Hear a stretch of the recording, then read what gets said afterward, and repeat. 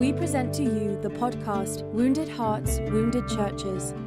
We discuss a range of topics that include addictions, religious abuse and recovery, question answers, a counseling continuum, and valuable feedback from professionals and others who have been through the process and are healed, forgiven, and reconciled.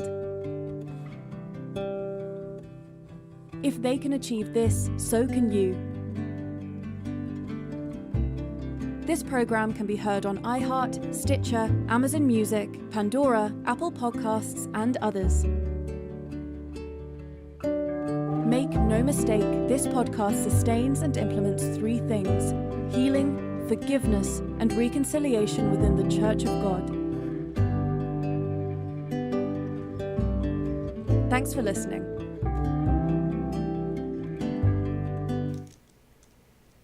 Good day, friends. Good to see you tonight for the podcast, Wounded Hearts, Wounded Churches. We're glad you're here for this live program, and we're an interactive program. You're able to text in and connect with us tonight. That number you can text in is 1-866-538-3664. 1-866-538-3664. You can also email Wounded Hearts. That email address is reechone@AOL.com.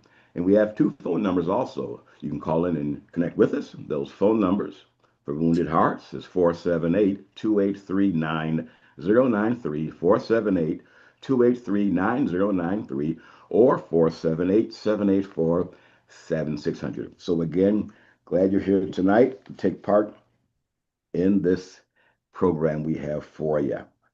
And again, friends, thanks again. We've had some excellent numbers, people who've chimed in. We've got a lot of letters we have to read on the next podcast, Lord willing, to deal with some of those questions that you had and comments about the podcast. We're excited about that. We want to be a source of encouragement to you. That's why we're here. We want to let you know that you can make it. And we want to encourage you in those areas. We can be heard to do that in Podium, SoundCloud, Amazon Music. We can be heard at True Social, YouTube, Facebook, Spotify, and many, many others. Our director has expanded our programs, and we're happy about that. But friends, and we're in our almost fourth year now, 207 podcasts, and our main focus, our mantra, are three things. Number one, reconciliation in the church, in families. Number two, healing. Our focus tonight, and also forgiveness. And that's why we are here. So join us in being ministers of reconciliation. We got a team that works with us here, excellent people that are supporting us and helping us. The first one is Mickey Mullins. He's in the Alabama area, been preaching about 40 years. And friend, he has a real burden for unity of God's people. He can be heard on YouTube, Facebook, and many other platforms. Also, Stella Cabin, she's in the Ohio area, a mom of 8. Let's see now. Her dad was a minister, nephew was a pastor, her son was a pastor, other son ministering, and others throughout the family. So she knows a lot about Church of God, and she's been saved. Can you imagine? 62 plus years. What an example she is. Our director, Tennille McLeod, is in the Atlanta area. She's a mom. She homeschools and founder of Arise magazine. She's our director here for this platform. And my name is Prince, licensed counselor, founder, and youth center, retired. So again, glad you are here.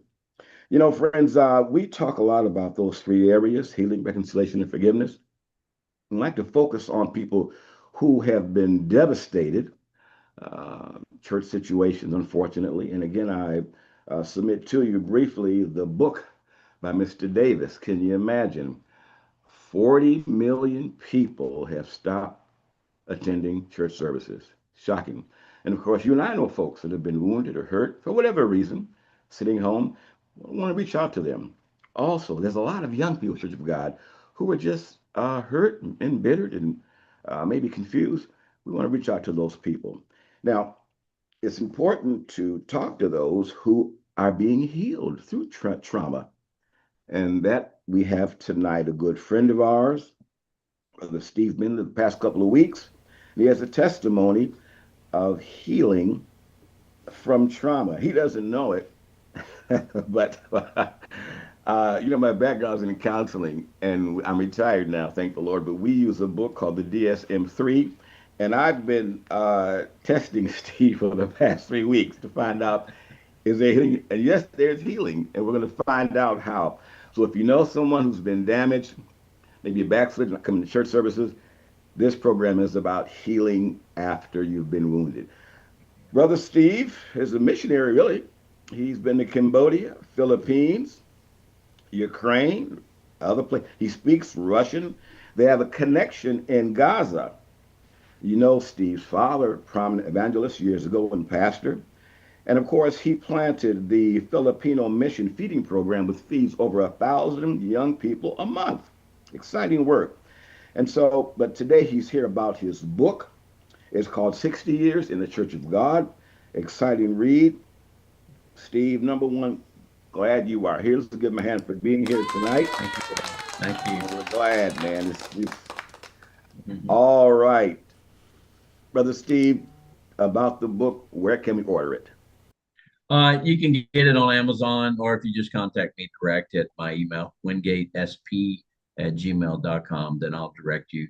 Like if you want a hard copy, and I'm not here to sell books, but the hard copy is the best way to go because it's long lasting. I can help you get that at my cost. Yeah, at the author's cost, which is like 1/3 of what Amazon's going to charge you. All right, since we got here about the book, what is a highlight? Why should one read that book?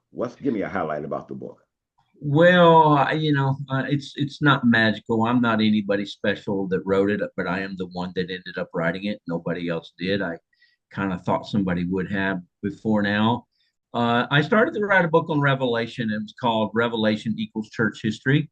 And while I was in there dealing with the first beast, the dragon, the second beast, and the church history and how that they martyred and killed the Christians, I started a chapter called 60 Years in the Church of God. And when I started that chapter, I thought, well, wow, that would be a great name for a book. And what it does is it just goes through what we've been through, and it explained a lot of things, why things happened, what was going on behind the scenes when it happened, and things like that. Well, I know a lot of people who went through what you're going through and they've gotten bitter. They've left the church and just hurt. So it's a miracle to me to have you here before us. You're excited about God, been to Church of God meetings in the past couple of months. You're moving around witnessing. So for that to happen is a miracle. It really is.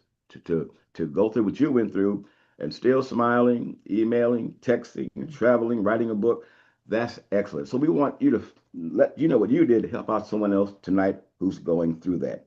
And my first question to you, my friend, what was the hardest part of healing? What was the hardest part of your healing? I think the hardest part of the healing is healing itself, and that's a dumb answer by no. But the problem is, especially when you are in a family that they're all hurting and they're all going through the same thing and the same pain that you are. A lot of times that spreads out within the family and it spreads out in different ways. And people have wondered. And I had one guy that read the book. I was telling you about him earlier. He said, now I understand why the Wingates are the way they are. That was his exact words. He said, it really gave me some insight. It's easy to judge when you've lived in one city your whole life. You went to one church and you did Right, this, you did that. right. But then when you get into it and you're a church guy, preacher's son, and you see a lot of stuff through the years, it does affect you, but you can get over it. We're there. A lot of us have gotten over it, and we still love God. And your dad was an evangelist, so He he was a traveled pastor. around. He was a pastor until I was 12 when we moved to Cincinnati, and then he became a full-time evangelist in the Church of God. And we traveled like every summer. We'd leave as soon as school was out, and 10 of us, 8 kids, mom and dad, we'd jump in the big old giant ugly station wagon and we'd pull the camper and go from church to church. And he would preach a week or two on Revelation. Brother Wingate, I do have a comment from Joe Blow. He said, Revelation is so much deeper than church history. Well, I don't know how to answer Joe Blow, whoever he is, but I'll be glad to discuss with him why it's church history, because Revelation is, in fact, if you get on the beast, and I'm not here to debate theology with you, but I would be more than happy to talk to whoever this is. Brother Wingate, your information, how can we contact you? Wingate, my last name, SP, Stephen, as in Stephen Paul, at gmail.com. Second question, how are you? We know that when these things happen, there's a lot of emotions. When church hurt occurs, from whatever reason or genre, how are you able to control those emotions? Well, I haven't been able to control the emotions as much as I would like to sit here and pretend that I have. I think that it affects you through the years, but as you get older, look, I just turned 65 this week. You turned what, 69? Excuse me. Don't All don't right. tell anybody. No, So, 69 years old. I'm almost 70 years old, man. I'm an old guy now. well, I love my age, and I tell people that I wish I could stay 65 forever. I'm old enough to be respected, but still young enough. But I think that as you get older, some things don't mean as much to you as they Amen. once did, and people's thoughts and their opinions. Not that you don't want their opinions, but I think you become secure within yourself and what you believe and who you are. So you don't question it like you did when you was younger. That makes sense. Yeah. How did you diagnose your issues? How did you understand what was what dealing with you as far as your pain and your damage to yourself? Well, I know I'm laughing because it is kind of humorous in a way. It's a journey, and the journey Yeah, is that we have to figure out what's going on within ourselves. I think that it affected all of us, and I'm talking about Wingates. I believe most of us, if not all of us, have a desire to serve God, and we've jumped around looking for the perfect church, the perfect congregation, and we weren't sure about this, we weren't sure about that, so we go there, we go to one cleansing, or well, I'm the one that went to one cleansing. We go to, to Hagerstown, or we go to, this, or we go to that, And I think as you get older, you begin to realize that, look, God has people in all the groups and they love God. I believe that in all the groups there are Christians and people want to do what's right. And I'm not here to judge any of them, to be honest with you, unless they're committing a sin, then that's God's judgment on them. we talk about healing, this idea of connecting the past with the present, or moreover, looking at the big picture. Many times, Brother Wingate, we have a focused view, almost like through a straw, but you've been able to widen your view to see the big picture. Tell me about that. Well, I told you what I did at age 13. I wrote our former pastor in Cincinnati, Ohio. We left there over the one cleansing split. And, I asked him for tapes and he sent them to me. And I listened to them on a little cassette player. And then, so my journey started actually at 13. And then I always said that I was going to move back to Cincinnati, which I did. When I went back to Cincinnati, we were involved. That church was part of the Newark group.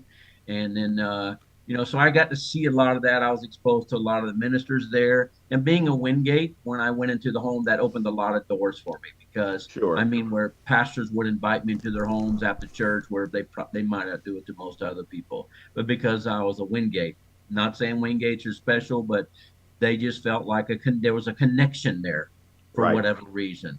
And Right. so, I got to see a lot of stuff through the years, and a lot of it was good, some of it was bad. But I think that you learn to accept it and leave it with God because we can't change people; they have to change themselves. Right. I do Friends, have a I'm question and sorry, a comment. I'm sorry. Go please. From ahead. Dennis Kidd. He said, "Thank you for the book, Brother Wingate. As you wrote the book, did you have a hard time writing it and forgiving those who troubled you? And when did the reconciliation process begin for you?" I think it evolved over the years. And Brother Kid, it's great to talk to you. I'm going to come It there is. one day and see It you is. face to face. We were just talking about you a few minutes ago. We were. The book it wasn't, like I said, I sent it to two different people, the manuscript before the book came out, because I wanted them to tell me, am I bitter in the book? Am I forceful? Am I rough? And one person said, no, you're not rough enough. I'm surprised that you weren't a lot rougher. And the other person said, no, you don't appear bitter in the book. You just appear factual. And that everything that you've been through, I think you need psychological help. All right. All right. We got to break for a commercial. We'll be right back with psychological help.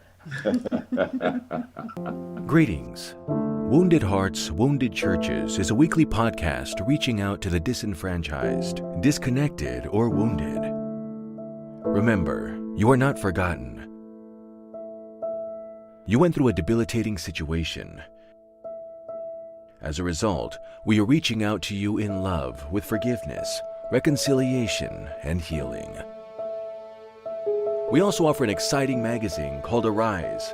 It's an excellent fit for class discussions or personal devotions. Arise can be purchased through our website or by calling 478-784-7600. This podcast was designed by Church of God for Church of God. Don't go away. Stay tuned for more exciting conversations. Thanks for listening. Tonight, here we are, with Minister Wingate about his book, 60 Years Church of God. I do want to say this. Dennis Kidd, Pastor Dennis Kidd, he gave me a book 40 years ago. It's called Wesley on Perfection. It explains this perfection idea. Brother Kidd, I got the book. I saw it a couple weeks ago. I got it right. I can see it from where I'm sitting. Thank you so much for that. My friend, Brother Wingate, our next question. You chose not to isolate yourself. Why'd you do that? Why didn't you just isolate and go into a shell and just stay by yourself? Well, I think that in so many cases we have looked inward.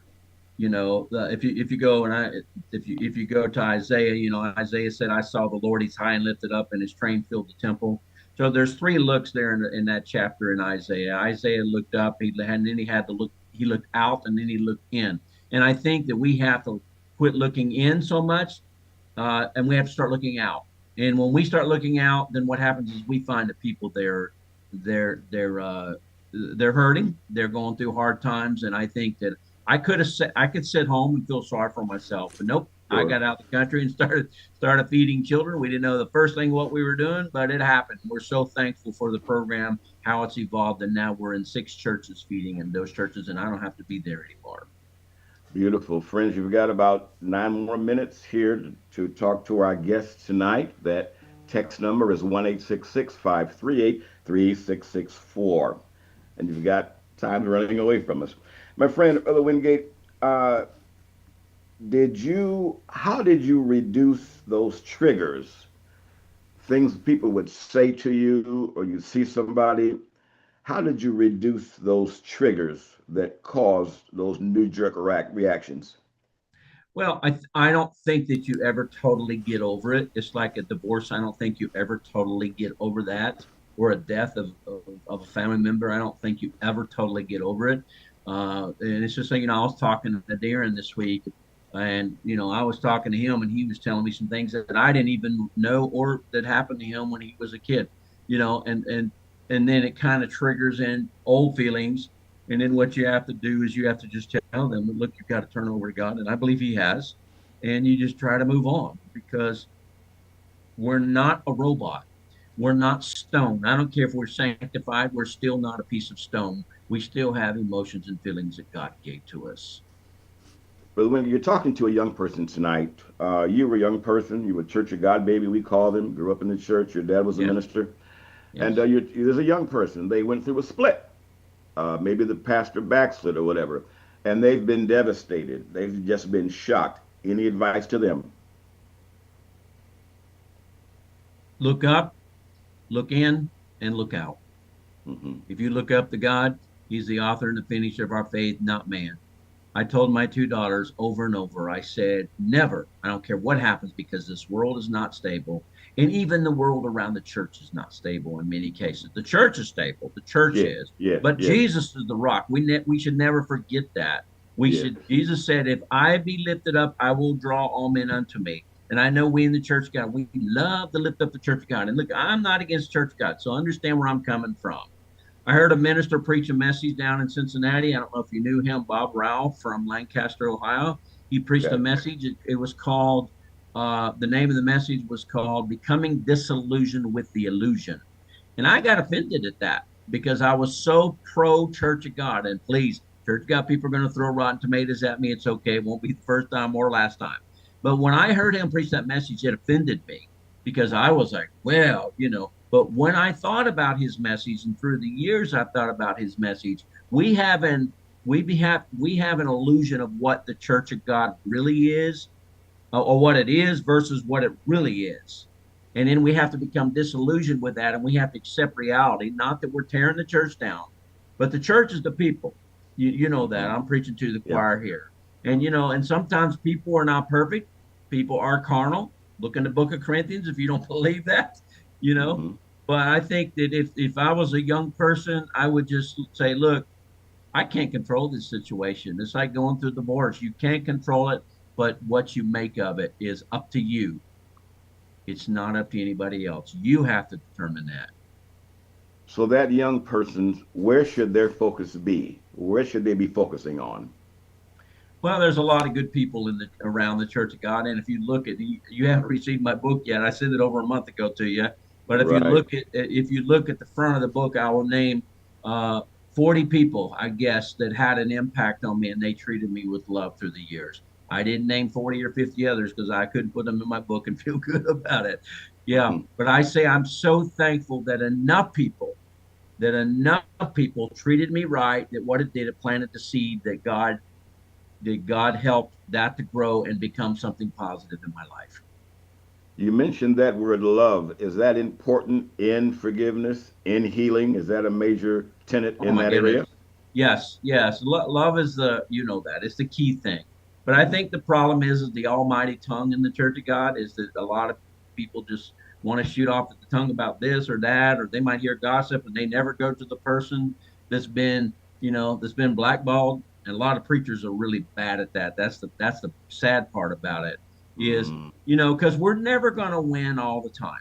When I was in on TV in Ukraine, when they interviewed me on television when I lived there, we built a business with 70 people, and I mean we were doing very well. And they asked me the question, brother. They said, "Your name is Wingate.